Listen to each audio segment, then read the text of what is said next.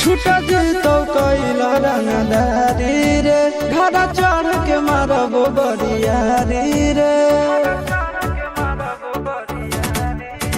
छूटा जी तो कैला रंगदारी रे घर चढ़ के मारबो बरियारी रे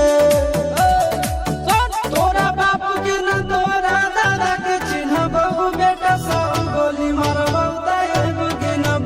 तोरा बाप के न तोरा दादा के चिन्हबो बेटा सब गोली मारबो ताएब के न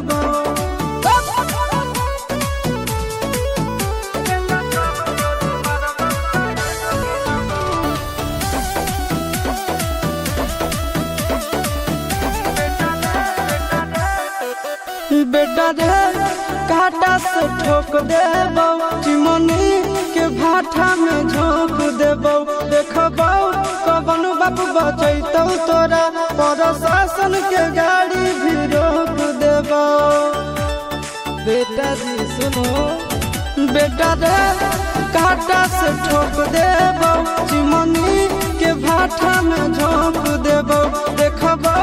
कवन बाप बचैतौ तोरा प्रशासन के गाड़ी भी रोक देबो तोरा जैसन के हम खड़े खड़े गिरबो बेटा सब गोली मारबो ताएब गिनबो तोरा बाप के न तोरा दादा के चिन्हबो बेटा सब गोली मारबो ताएब गिनबो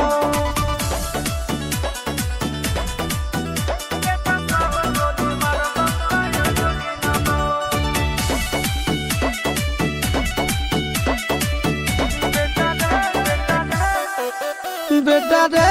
दौड़ा के बाजार में मारबो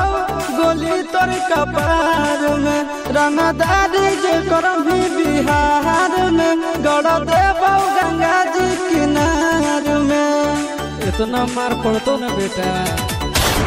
बेटा रे दौड़ा के बाजार में मारबो